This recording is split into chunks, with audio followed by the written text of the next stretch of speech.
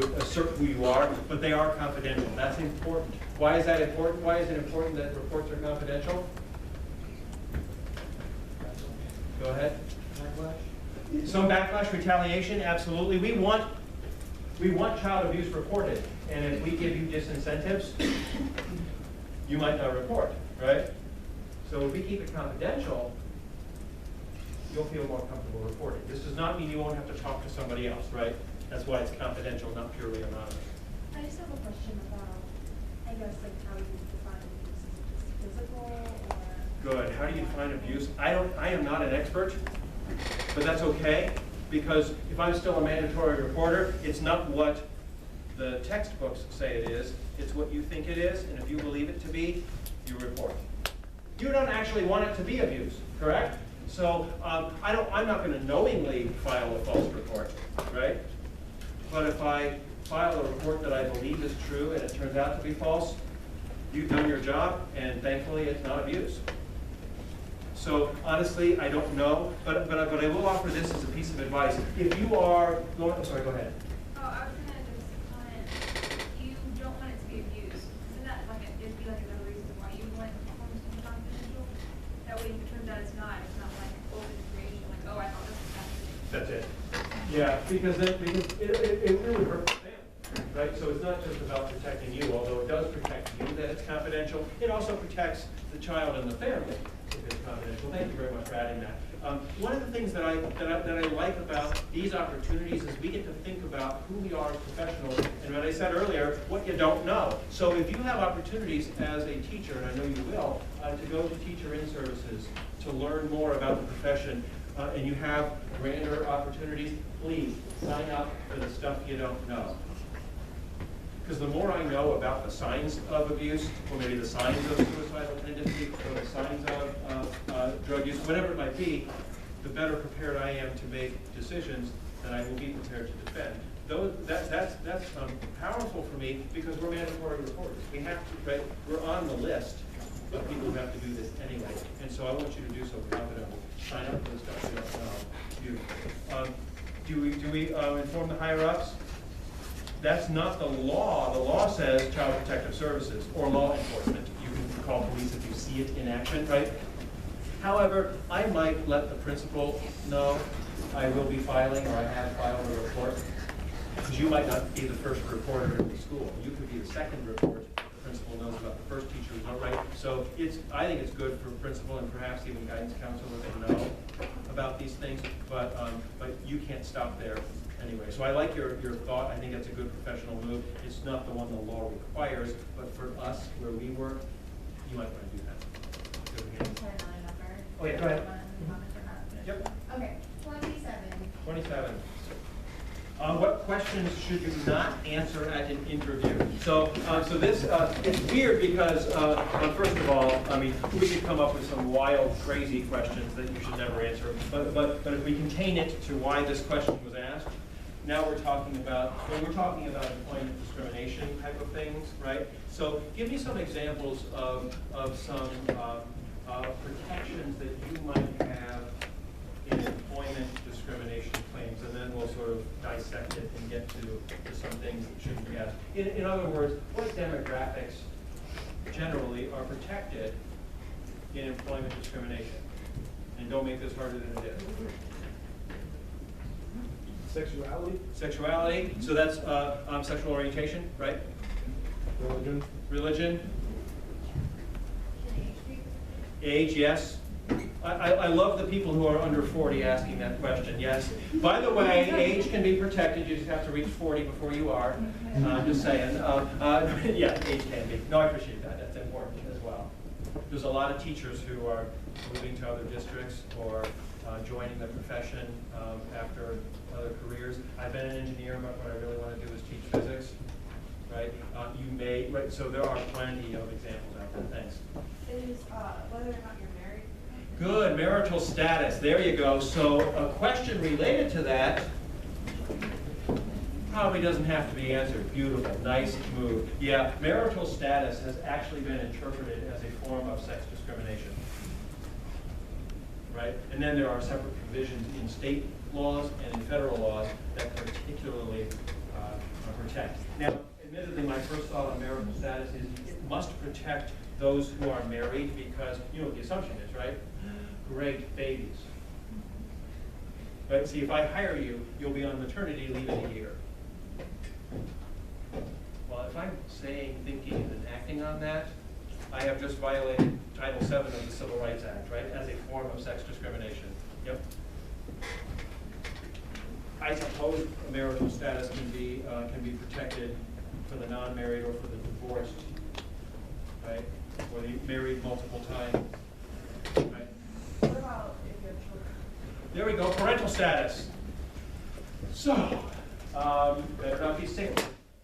Because every time the kid is sick, I'm going to have to find a sub, right? And just wait till they get to middle school and high school. Way too busy to work here. Because you have to come late, you got to leave early, we can't accommodate that, right? See what I'm saying? So these things sound small in thought that really become big, even if I'm not articulating, right? Even if I'm not speaking it out loud, I still find myself unduly, perhaps, motivated by this kind of status, right? So on things like marital status and parental status, you are permitted to ask, if I'm an interviewer, right? I'm permitted to ask whether you can be here on time and whether you're able to stay the whole day. That is not implicating anybody's sex or gender, right? But I cannot act on that in a way that is discriminatory on the basis of marital status and parental status, et cetera, right? Religion, there is no reason in a public school for me to know if and where you go to church. If you put a church-related activity on a resume, am I allowed to ask about it, a la community activity type of thing? Yeah, right? I have no problem with that. What was your confirmation name is probably unnecessary, right? And that's important, I think. If you noticeably live next door to a church, I can't assume you go to that church, right? And there's no reason for me to even bring it up. If you are in a private religion-affiliated school, the rules ought to change. Now, maybe I hire someone who's not of the religion of that school, but I may be able to require, can be able to require that that person live up to a set of rules that that church has adopted. Right? I think we ought to be good for that. You got a couple other examples? I guess since the question is what questions should you not answer, how do you avoid answering them? I actually was asked at a law firm interview many years ago, oh, you must go to St. Catherine's, because I lived walking distance to that church. I'm assuming the person had no other reason to, I don't know, I can't say Google my name. I am over 40, so Google didn't exist at the time. And so I'm like, what? I don't know you, how do you know me? I actually answered the question. And then was bothered by it, then answered, and then still bothered by it. And sadly, you are burdened by that story tonight. So you can tell that I remember it as well. There are some questions that you ought to be able to say, even though it's a little uncomfortable. I'm uncomfortable answering that question. Or why do you ask? That sort of thing, right? Okay. Yeah. I didn't mind telling him what church I went to. I minded being asked. So I was able to answer the question without losing too much of my soul or about bearing too much of my soul. But it's still a role, like my assistant works for a law firm. We weren't in the business of representing churches, right? It wasn't one of those things where I had to check my morality with theirs and right? I would have understood that, right? That might be an occupational necessity, but it wasn't for me. Well, in that instance, like, since they shouldn't even ask you the question in the first place, but they did, then It was a law firm, by the way, just in case you're taking notes. So then, if you don't get the job, can you ask, like, Yeah. or like make a thing out of it? So, well, you asked me this question, then I answered, and you didn't give it a job. Really important question. The answer is yes. I could actually file a complaint about that. Now, what's the employer's response? Go ahead. You're allowed to say. They say like, oh, well, you weren't qualified enough, or so-and-so had more, whatever. There you go. See, thank you for not being. I think you almost said. Oh no, yeah, I don't think I want to tell him that he wasn't qualified for the job. You're allowed to say that I might not have been qualified for the job. It's okay. Not you, but. I am fully employed today. I have survived the moment. But there is no. That's really important for us, right? If you are ever on the giving end of a job, you actually want a ton of applicants. You actually want the hard choice, right? So when employers make tough choices that don't result in need, that does not mean that a federal civil rights law has been violated. It might mean that someone had more years of experience. It might mean that the chemistry wasn't right. Whatever it is, there could be, there's plenty of reasons. Maybe I'm not licensed in the state and there a better candidate was and it would have been taking 6 months. It could have been any number of reasons that I think are legitimate, right? Usually it's the other applicants who are more qualified. Affirmative action plans exist too. So if I am a faculty candidate going into an ed leadership program that has 7 faculty members and 7 of them are men, and they hire a woman, this does not mean that I'm the victim of sex discrimination. The math might indicate that they hired a woman because they didn't have one before, but this does not mean that I wasn't given a fair consideration. It might mean that we were equally qualified and they chose lawfully the person who is a member of a class that was underrepresented, right? I've always asked, have you ever applied for a job and not gotten it? Usually among adult professionals, everyone's hand goes up, except for a couple of these wild overachievers. But this is actually okay, right? Are you prepared to defend the decisions you've made? Yeah, sometimes you got to defend the tough decisions. We're engaging in a dean search at BGSU for our college. I actually want fantastic apps. I would like to reject good ones because I want the best one, right? And we have to be prepared for that. It's not pretty. It doesn't feel good, but it's true. Any other questions? Yeah. One more topic. Can we go over 32? 32.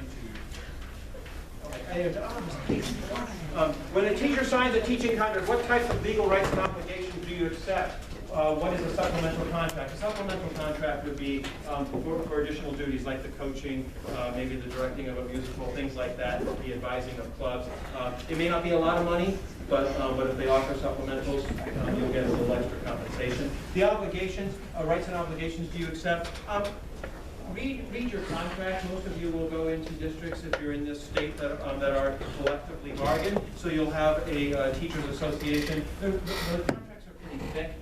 The basic obligation that you have, and this is not silly, but it's real, and that is if we hire you to teach classes and to represent your knowledge base, that's the obligation, right? There may be some service obligations. You might be expected to advise a student club if you're in a school that has them, those sorts of things, to join professional development teams or something like that, other obligations along the way. Those will be pretty well spelled out for you. As far as the rights are concerned, you'll have due process rights, especially through your teachers association, and your teachers association will help that. How's your herpes? In a pretty good way. But very basically, if I'm going to pay you, there's an expectation that you perform your end of the job. And your end of the job sounds like it's classroom teaching, yes, but then there are other duties that come along with that. The rights, again, if you do it, we have to pay, and if we don't, then we come back, that type of thing. I know that's pretty strict given the time, but it's generally a basis like that. I do have a couple other things as time is winding, and again, I can send these electronically as well. This is a list that says things that will get you fired in Ohio. This sounds creepy, but there are some things, and you'll be, I hope, not terribly surprised at what you find on here. Let me borrow one. I know you have to share. I swear I'll send these electronically. I don't think anything on here is going to shock you. Speaking of not living up to your end of the deal. I think these things will, you know what, yeah, right. I probably, let's see, I probably shouldn't engage in sick leave fraud. So I don't think it's going to be a problem. Falsifying wrestling weigh-ins or a wrestling coach, you do not send light kids to the scale and heavier kids to the mat and think no one will notice. There's a real case, and I read it, and the kids knew it, right? They knew who was going to the scale and who was going to, but no. And then my very favorite, this is halfway down the last little line set under just wrong. Demonstration of an electrical current by asking a student to touch a paper clip that's been inserted into an outlet. You chuckle because you know. See, I think you know what a closed circuit is, even if you didn't think you were scientists. And when you add a human to that closed circuit, the electricity goes through the human. Isn't that how it works? There's got to be a better way. But there has to be a better way. And so, there's pointing. There's pointing to science.